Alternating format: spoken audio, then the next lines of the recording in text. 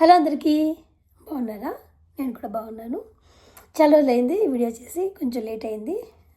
మీ అందరికీ తెలుసు నేను స్మాల్ బిజినెస్లో ఉంటానని. సో కొన్ని డిసిజన్స్ ఇవన్నీ ఉండడం వల్ల లాస్ట్ వీక్ అంతా ఏం చేయలేదు. అయితే ఎలా చెప్పాలో తెలియట్లేదు, కానీ దేవుడు నాకు చాలా పెద్ద డోర్ ఓపెన్ చేశాడు. చాలా చాలా గ్రేట్ఫుల్, చాలా కృతజ్ఞతాభావంతో ఉన్నాను రైట్ నౌ. కానీ నేను ఈ సెషన్స్లోకి వచ్చిన తర్వాత, ఈ థెరపీలోకి వచ్చిన తర్వాత నేను ఈ కృతజ్ఞత గురించి ఏం నేర్చుకున్నాను, అది నేను ఎలా పాటించేదాన్ని నేను ఇవాళ చెప్తాను. ఎలా అంటే, ఇది 2019 టైంలో, అప్పుడు నేను ఈ సెషన్స్ అటెండ్ అయ్యాను కదా, ఆ టైంలో అన్నమాట. ఈ కృతజ్ఞతా భావం కలిగి ఉండడం అనేది ఒక 3వ చాప్టర్ అన్నమాట. 3దో 4దో ఎగ్జాక్ట్ గుర్తులేదు. సో ఎలా అంటే, నేను చెప్పాను కదా, ఐ వాజ్ వెరీ డిప్రెస్. నేను ప్రార్థన చేసుకోలేకపోయేదాన్ని. పాపకి అయినప్పుడు తెలిసినప్పుడు చాలా డిప్రెస్ అయిపోయి ఉండేదాన్ని కదా. ఆ టైంలో నన్ను ఆయన డాక్టర్ గారు కృతజ్ఞత భావం చూపించమని, ఇలాగ గ్రాటిట్యూడ్ ప్రాక్టీస్ అంటారు కదా, అలా అని చెప్తే నాకు అస్సలు అర్థమయ్యేది కాదు. అంటే ఇప్పుడు మనం వింటూ ఉంటాం, లేటెస్ట్గా సమంత కూడా ఒదికి చెప్పింది, ఐ రైట్ గ్రాటిట్యూడ్ ప్రాక్టీస్ అని. అంటే ఇది చాలామంది చేస్తారన్నమాట. ఏంటంటే రాసుకుంటారు, నాకు మంచి ఆరోగ్యం ఉన్నందుకు వందనాలు, ఇలాగా.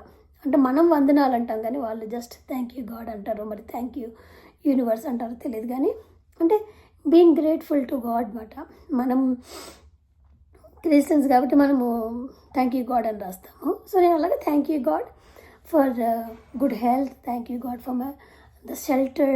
అంటే ఒక ఇల్లు ఇచ్చినందుకు నీకు వందనాలు, మంచి ఆరోగ్యం ఇచ్చినందుకు వందనాలు, ఇంట్లో రేషన్ ఉన్నందుకు వందనాలు, పిల్లలు చదువుకున్నందుకు వందనాలు, పిల్లలకు మంచి ఆరోగ్యం ఇచ్చినందుకు వందనాలు, ఇలాగ రాయమని చెప్పారన్నమాట. ఇది కొంచెం విచిత్రంగా ఉంది ఆ టైంలో నాకు.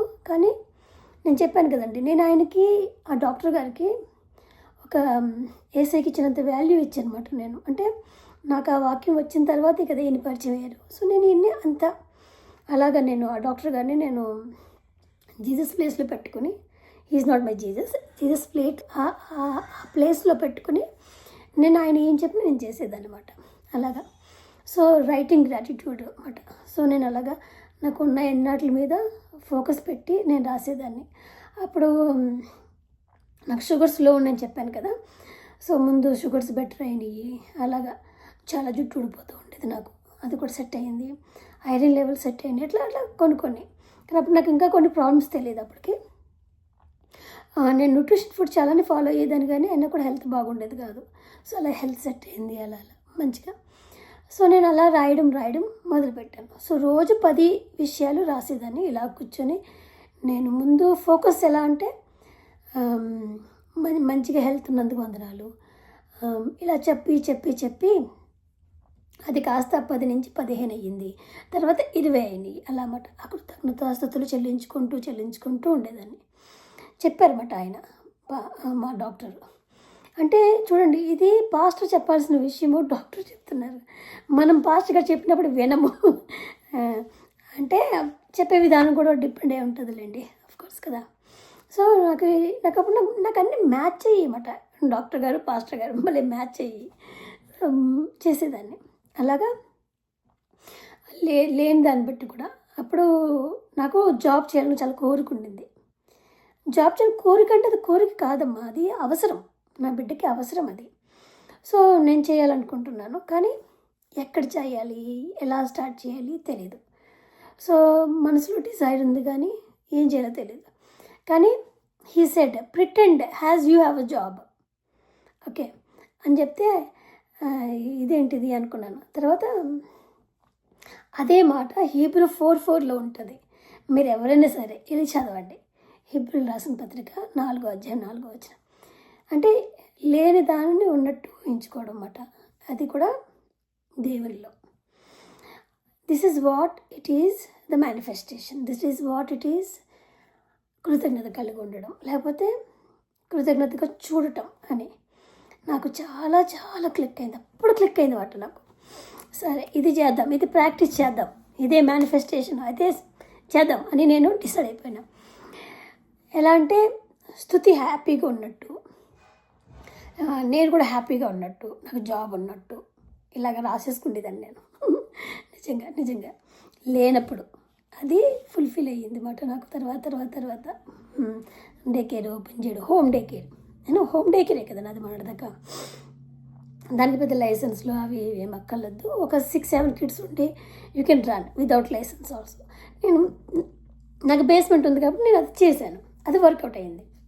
నాకు స్తుతితో ఉన్నట్టు ఉండేది, ఇంట్లో జాబ్ చేసినట్టు ఉండేది. నేను చాలా అంటే చాలా హ్యాపీ అయిపోయినమాట. నాకు 2 విధాలుగా నేను హ్యాపీ. ఒకటి నేను స్తుతితో ఉంటున్నాను, ఒకటి నేను జాబ్ చేసుకున్నాను. జాబ్ అంటే ఏంటి? ఐడెంటిటీ, చేతిలో కొంచెం మనీ, ఫ్రీడమ్ కదా. అలాగే దేవుడు నాకు చాలా అంటే చాలా ఆ టైంలో హెల్ప్ చేశారనమాట. నేను ఆ రోజు నుంచి అండి ఇప్పటి వరకు కూడా అదే కృతజ్ఞతాభావంతో ఉంటానమాట. నేను ఇప్పుడు నా దగ్గర ఏదైనా లేదనుకోండి, నేను దాని గురించి బాధపడడం మానేసి నేను ఎలా అంటే ఓకే అది ఉన్నట్టు దేవుడికి ముందే నేను కృతజ్ఞతాభావం చూపిస్తూ ఉంటాను అనమాట. నా దగ్గర ఏదైనా లేదనుకోండి అది. ఇప్పుడు మా పాప కండిషన్ ఏంటి? తను నడవలేదు, అది మనకు తెలుసు. అంటే కండిషన్ అలాంటిది. అప్పుడు అడగడం కరెక్ట్ కాదో తెలియదు, కానీ హోప్ అయితే ఉంది. దేవా నాకు ఈ డబ్బులో కాదు కదా, నాకు కావాల్సింది నా బిడ్డ కదా అని. సో ఛాలెంజ్, చాలా పెద్ద ఛాలెంజ్ ఇది పాప విషయం అడిగినప్పుడు. ఏమో ఏదైనా సర్జరీ రావచ్చేమో ఫ్యూచర్లో, ఏమన్నా టెక్నాలజీను హాస్పిటల్లో ఏదైనా మెడికల్లో ఏదైనా టెక్నాలజీ రావచ్చేమో, మా పాపకి మంచి జరగచ్చేమో అని నువ్వు ప్రార్థన చేసుకో అన్నాడు. సో అంటే నేను అలాగే ప్రార్థన చేసుకుంటూ ఉంటాను. ఆమె వాకర్ నుంచి క్లచెస్కి నడవటం మొదలుపెట్టింది. అది మాకు అది పెద్ద బిగ్గెస్ట్ థింగ్ అన్నమాట. అదేంటంటే కొంచెం ఈజీ. నేను వీరే లేకపోయినా కూడా నేను ఈజీగా అమ్మాయిని వేసుకుని ఎక్కడికైనా వెళ్ళిపోవడం ఇవన్నీ అవుతున్నాయి. సో అంటే చూడండి, మొత్తం మారకపోయినా కూడా కొంచెమైతే చేంజ్ వచ్చింది కదా. నేను ఇంక అప్పటి నుంచి చెప్తున్నాను, నేను ఇది చాలా ప్రాక్టీస్ చేయడం మొదలుపెట్టాను. 14 అదే హీబ్రూ 4:4. మీరందరూ నేను అది నాకు తెలిసిన వాళ్ళందరూ నన్ను అంటే నేను ఎవరికైనా తెలుసు అనుకోండి, వాళ్ళందరికీ తెలుసు ఒక 5-6 సంవత్సరాల్లో మా లైఫ్ ఎలా మారింది అనేది. అలా మాట. సో పాప విషయంలోనూ, పర్సనలీ నా విషయంలోనూ, హస్బెండ్ వైఫ్ రిలేషన్లోనూ అంటే ఇంకా హ్యాపీగా ఉన్నాము అని చెప్పి హ్యాపీ అయిపోయింది ఇంకా మామూలుగా అంతా. అందులోకి మళ్ళీ ఈ హ్యాపీగా రావడం, ఆడికి హ్యాపీ అని పేరు పెట్టడం, ఇలా మాట. ఆ కృతజ్ఞతా భావము నాకు తెలియకుండానే, నాకు తెలిసింది నేను చేశాను అంతే. నేనైనా ఏదో ఇన్నోసెంట్గా డాక్టర్ చెప్పారు, నేను చేశాను. నేను దేవుళ్ళో ఆ ఇన్నోసెంట్ ఫేజ్ చాలా ఇంపార్టెంట్. అన్నీ నాకే తెలుసు అనుకున్నప్పుడు అది వర్కౌట్ అవ్వదు. సర్లే చెప్పారు కదా అంటే ఆ బ్లైండ్ ఫేత్కి ఇన్నోసెన్స్ అనేది చాలా హెల్ప్ అవుతుంది. నేను కూడా పర్సనల్గా చూశాను. నన్ను కొంతమంది ఇన్నోసెంట్గా నమ్మేస్తావు అట్లా అంటారు. నన్ను అదే కాపాడుతుందని కూడా నాకు చాలాసార్లు అనిపిస్తూ ఉంటుంది అన్నమాట. అంటే ఆ innocence help you to believe in the God. దేవుడిని నమ్మేలాగా చేస్తుంది అన్నమాట. టూ మచ్ లాజికల్ అయ్యామనుకుని దేవుడిని నమ్మలేము. సో కొన్ని విషయాల్లోని నమ్మడం అంటే గుడ్డిగా నమ్మడమే కరెక్ట్ ఏమో అనిపించింది. అంటే బిలీవ్ ఫెయిత్ అంతే. అది నాకు చాలా అంటే చాలా హెల్ప్ అయింది అన్నమాట. ఈ కృతజ్ఞత స్తుతి ప్రార్థన కూడా అంతే. నేను చూస్తూ ఉంటామాట, ఈ సమంత రాస్తూ ఉంటుందంట, మంచు లక్ష్మి రాస్తుందంట, ఇంకా వేరే శిల్పారెడ్డి, వీళ్ళందరినీ ఫాలో అవుతూ ఉంటారు అనమాట. సో వీళ్ళు రాసినప్పుడు వాళ్ళు దేవుని నమ్ముతారో నమ్మరో తెలియదు. వాళ్ళైతే హిందూ దేవుళ్ళు నమ్ముతున్నారు. సమంత కూడా చెప్తుంది, ఈవెన్ శిల్పారెడ్డి చెప్తుంది, మంచక్క కూడా చెప్తుంది. అంటే వాళ్ళ బిలీఫ్లో వాళ్ళు చేస్తున్నారు. సో మనం ఎందుకు చేయకూడదు? అంతే కదా. నేను అలాగే చేసేదాన్ని. అలాగా లేని దానిని ఊహించుకుని, దేవుడు నువ్వు నాకు ఇస్తున్నావు, ఇది నాకు ఇస్తున్నందుకు వందనాలు. నేను చెప్తున్నాను కదండి, నేను అన్ని స్తుతికి సంబంధించి అడిగేదాన్ని. అంటే నాకు స్తుతితోనే అవసరం కదా. అంటే ఇప్పుడు స్తుతికి వీల్ చైర్ కావాలనుకోండి, వీల్ చైర్ అడిగేవాళ్ళం. మెడిసిన్కి మనీ కావాలి, అది అడిగేవాళ్ళం. దానికి వాకర్ కోసం అడిగేవాళ్ళం. అన్ని స్తుతి చుట్టూ ఉండేవి. ఆ స్తుతి చుట్టూ ఉన్న విషయాల్ని నేను అడిగేదాన్ని. నేను ఇంకేం అడిగేదాన్ని కాదు. సో అలాగా స్తుతి కంఫర్ట్ నా కంఫర్ట్ కదా. అలాగే దేవుడు ఇస్తూ ఉండేవాడు అన్నమాట, ఏది అడిగినా సరే. స్తుతిని పెట్టుకుని. అలాగా నేను డే కేర్ క్లోజ్ చేద్దాం అనుకున్న టైంలో ఈ నెక్స్ట్ ఏం చేయాలా అనుకున్నాను అనమాట నేను. దానికి చాలా చాలా దేవుడు నాకు డోర్ ఓపెన్ చేశాడు. ఎలా అంటే నేను అది తర్వాత ఎప్పుడైనా చెప్తాను, ఎందుకంటే ఇంకా కొంచెం పేపర్ వర్క్ ఉంది, చెప్తాను. నేను ఇంకా వేరే ఏదైనా బిజినెస్ దిగాలనుకున్నప్పుడు నేను చెప్పాను కదండి, నేను ఇక్కడ ఒక 3 లక్షలు ఉన్నాయనుకోండి, ఆ 3 లక్షలు ఇంకో దిక్కున ఇన్వెస్ట్ చేస్తాను అన్నమాట. అక్కడి నుంచి ఒక ₹1,00,000 చిన్న ఆ ₹1,00,000 ఇంకో దిక్కున ఇన్వెస్ట్ చేస్తాను. అంటే ఈ మనీ అంతా మేనేజింగ్ కూడా నాకు స్తుతి తర్వాతే వచ్చింది. నాకు అంతకుముందు నాకు తెలీదు. అంతకుముందు ఏదో కొంచెం పొదుపు కొనడం తప్ప నాకు అంతకుముందు తెలియదు. ఇప్పుడైతే కొంచెం ఇన్వెస్టింగ్ అనేది తెలిసింది, చేస్తున్నాను అలాగమాట. ఈ కృతజ్ఞత స్తుతి తర్వాత నాకు ఎలా అంటే ఇంకెవరితో కంప్లైంట్స్ ఉండదండి. మెయిన్ నాకేమనిపిస్తుంది, నేను దేవుడు ఏమడిగినా ఇస్తున్నాడు కదా, ఇంకేంటి అన్న ఫీలింగ్లోకి వచ్చి నాకు అసలు I don't have any complaints on anybody. నిజంగా కుదిరితే నేను హెల్ప్ చేస్తాను, లేకపోతే నేను చేయను, అంతే కదా. బట్ నా వల్ల ఎంతైతే అంత చేస్తాను అన్నమాట. సో దేవుడు ఏమి లేనప్పుడు కూడా కృతజ్ఞతాభావంతో మనము స్తుతించడం ఇది ఎక్కువ మోర్ సౌండింగ్ లైక్ క్రిస్టియన్స్, కానీ ఇది చాలామంది హిందూస్ కూడా చేస్తారండి. మనకు తెలియదు అంతే. చాలామంది హిందూస్ కూడా ఆ గ్రాటిట్యూడ్ని ప్రాక్టీస్ చేస్తూ ఉంటారు. నేను చూశాను పర్సనల్గా అన్నమాట. సో దేవుని పట్ల మీకు ఏమైనా లేదు అన్నప్పుడు మాత్రం మీరు దేవుని స్తుతించండి. స్తుతించడంలో ఈర్ష్య పోతుంది, జెలసీ పోతుంది. యూనో మన దగ్గర ఏదైనా లేదనుకోండి, అది దాని మీద ఎక్కువ ఫోకస్ ఉంటుంది. అది పోయి మన దగ్గర ఏది ఉందో దాన్ని బట్టి మనం స్తుతించినప్పుడు మన ఫోకస్ ఎక్కడుంటే అది పెరుగుతుంది అన్నమాట. ఇప్పుడు నేను దీన్ని చూస్తున్నానండి, దీన్ని ఇదేదో షోకేస్లా ఉంది, ఇదేదో ఉంది, దీన్ని నేను చూస్తున్నాను. అంటే దీంట్లో నాకున్న మచ్చలు మరకలు అన్నీ కనిపిస్తాయి కదా. సో ఇది నా కళ్ళల్లో ఇది పెద్దగా అయిపోతూ ఉంటుంది. అలాగే ప్రాబ్లమ్స్ కూడా పెద్దగా అయిపోతాయి. ఇది నాకు తెలిసాక మాత్రం అమ్మో నా ఎందుకు వచ్చిన ప్రాబ్లం చూడొద్దు, let me focus what I have a good husband, children, house, job, day care, ఇట్లాగా let me focus on this only. నాకు ఇంకేమి గుర్తుండవు అసలు. మా స్తుతి, అపాయింట్మెంట్స్, మా డే కేర్, ఇది తప్ప నాకు వేరే ఏం గుర్తుండవు. ఎందుకంటే నా 2 ఫోకస్లు అక్కడే ఉంటాయి. నిజంగా నాకు ఇప్పుడు మీరు ఎక్కడ దిగారు, మీరు ఎప్పుడు హాలిడేస్కి వెళ్ళారు, అవన్నీ అసలు గుర్తునే ఉండవు. ఎందుకంటే నాకు తెలియదు, నా 2 ఫోకస్లు ఇక్కడే ఉంటాయి అన్నమాట. అలాగా నాకు ఫోకస్ పెరిగింది. కృతజ్ఞతాభావంతో ప్రార్థన చేసుకోవడంలో నాకు లేనిది కూడా ఉన్నట్టే కనిపించేది. నాకు లేదన్న దాని మీద, అంటే స్తుతి నడవలేదన్న బాధ కొంచెం స్లోగా తగ్గి మేము రెగ్యులర్ లైఫ్ ఎంజాయ్ చేయడం మొదలుపెట్టామన్నమాట. ఇప్పుడు మన దగ్గర ఏదైనా లేదనుకోండి, నాకు లేదు అనుకుంటే అది ఎప్పుడూ ఉండదు. నిజంగా అసలు ఇది నాకు అంతకుముందు తెలియదు. ఇదంతా ఈ సెషన్స్, థెరపీస్ అటెండ్ అయ్యాకే తెలిసింది. నిజం చెప్తున్నాను. నేను I'm a different person before that. తర్వాత నేను డిఫరెంట్ పర్సన్ అంటే జెలసీ, నేను ఎంత కష్టపడుతున్నా నాకెందుకు లేదు, అలా కాదు. నీ ఫోకస్ ఎక్కడ పెడుతున్నావు? నువ్వు నీ కష్టం మీద పెడుతున్నావా, ఎదుటి వాళ్ళ మీద డబ్బుల మీద పెడుతున్నావా? అంతే కదా. ఎదుటి వాళ్ళకి డబ్బులు ఉన్నాయి అంటే వాళ్ళు కష్టపడుతున్నారు, నువ్వేం చేస్తున్నావు?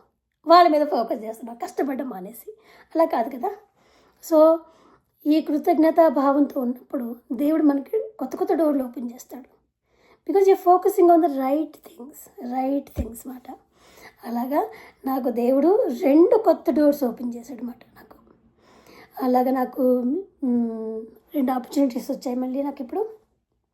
వెరీ హ్యాపీ అండి, వెరీ హ్యాపీ. అసలు నాకు దేవా ఎన్నో వందనాలు నీకు అనిపిస్తుంది. చూడండి, ఇప్పుడు నా బిడ్డ ప్రాబ్లం ఉంది, కానీ నా బిడ్డకి కావాల్సినవి అందాలి కదా.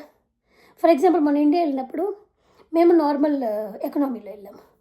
ఐ రియలీ ఫెల్ట్ పాప కోసమైనా సరే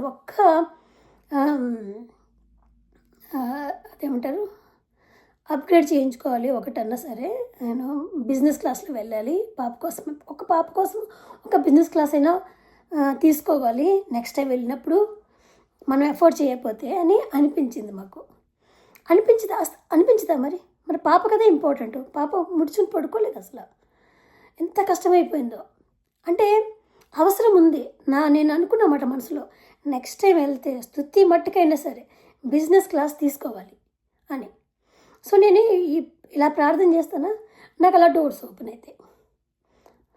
నేను నా గ్రేట్నెస్ చెప్పట్లేదు, నేను మళ్ళీ చెప్తున్నాను, ఇది నా సొంత కవిత్వమో సొంత ఇది చెప్పట్లేదు, నా సొంత కాకపోతే ఎక్స్పీరియన్స్ మాత్రం నాది. అంటే నేను పాప కోసం ప్రార్థన చేస్తూ, పాపకి ఇంపార్టెన్స్ ఇస్తూ, మా పాపకి ఏది ఇంపార్టెంట్ అదే చేస్తూ ఉంటాను కదా. నేను చెప్పాను కదా మా పాపే నా మినిస్ట్రీ అని. స్తుతి అలా చేస్తున్నప్పుడు అసలు ఎన్ని డోర్స్ ఓపెన్ అవుతాయి నాకు, ఎంత అంటే అంత. దేవుడు ఒక కష్టం వచ్చినందుకు నా ప్రార్థన వింటున్నాడేమో అనిపిస్తూ ఉంటుంది అన్నమాట. సో ఇలాగంటే కృతజ్ఞతాభావం కలిగి ఉండడం అనేది మాత్రం ఇది ఒక మెడిసిన్ లాగా, ఒక పేషెంట్కి కావాల్సిన మెడిసిన్ లాగా, అదొక మెడిసిన్ లాగా మన బాడీలో పనిచేస్తుంది అన్నమాట. నేను ఒక డీప్ బ్రెత్ తీసుకొని ఇలా కూర్చుంటాను. అండ్ ఇల్లు ఇచ్చినందుకు వందనాలు, పిల్లలు ఉన్నందుకు వందనాలు, I mean to good marriage వందనాలు, I have a family life వందనాలు. చాలామంది ఫ్యామిలీ లైఫ్ ఉండదు కదా, కొంతమంది డివోర్స్ ఉంటారు, కొంతమంది విడోస్ ఉంటారు, ఎన్నెన్ని బాధలు ఉంటాయి వాళ్ళు. ఇలా అన్నమాట. ఒక్కొక్కరికి ఒక్కొక్క బాధ ఉంటుంది, కాదని అసలు ఎవరికి బాధలు లేవనేది మాత్రం అది అబద్ధం. ఇలాగ దేవుడు కృతజ్ఞత భావంతో కలిగి ఉండడం అనేది దేవుడు నాకు నేర్పించాడు ఆ డాక్టర్ ద్వారా. అదొక వన్ ఆఫ్ ద సెషన్ మాట నాకు. సో మీకు నచ్చినట్లయితే, మీకు ఏమైనా హెల్ప్ అనిపిస్తే please do follow for more videos. Bye.